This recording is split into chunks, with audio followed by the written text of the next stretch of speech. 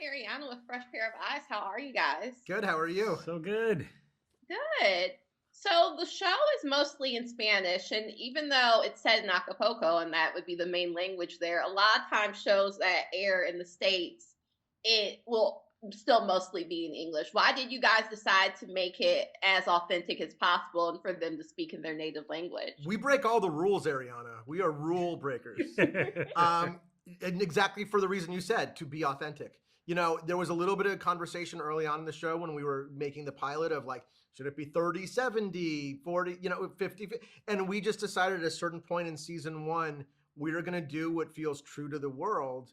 And other than a few rules of like, you cannot speak Spanish in front of the American tourists at the hotel, whatever people would be speaking when they are in those environments, we should stick true to that. And so we just decided to go with that rule and hope that the audience would go with us. But it was always very important to be as authentic as we could to the time, the world, the characters, all of that. And it's been not surprising at all that audiences are happy to go there with you. They want more authenticity. And we're talking about a wide diversity of audience, loves the fact that we switch between these languages. And we see that in pop music too, right? Like some of the reggaeton songs are wildly popular and they're switching in between languages as well.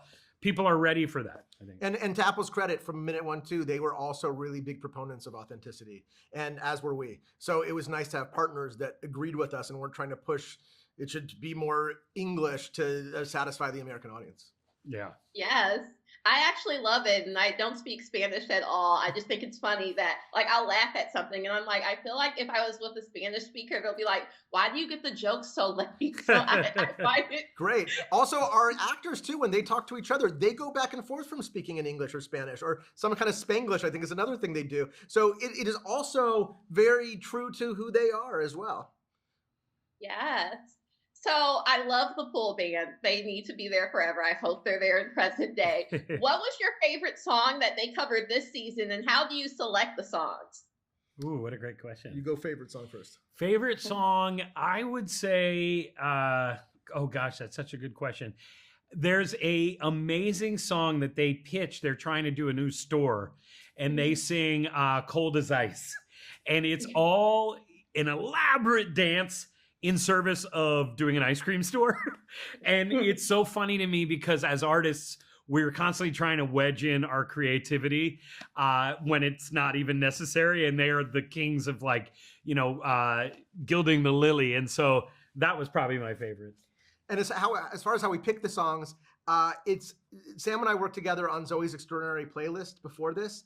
And so we kind of developed a system on that show, which was the songs all need to serve theme or character or plot.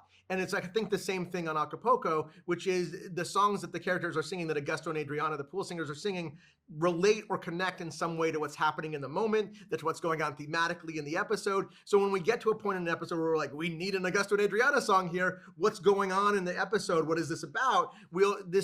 So in this moment, Maximo needs to run to find somebody. So we're going to do I Ran by Flock of Seagulls. And not only that, but there's also a seagull attack that's happening. So that kind of works on multiple levels.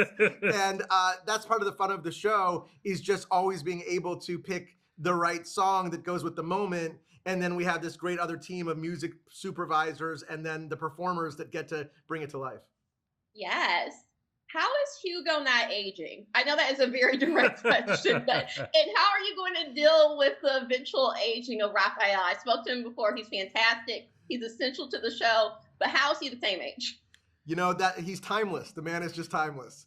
And he somehow has made it to this point where even though we've done 3 seasons, he is still, we make it seem like it's only been a couple of weeks. He's also a vampire, we should say. Yeah, he's an actual, just to be fair. Yeah, living vampire. Yeah. I think he's just, his dynamic with Eugenio is kind of timeless. So it does help. You're not looking too closely because it's the same vibe that they've always had. Because he's now 37.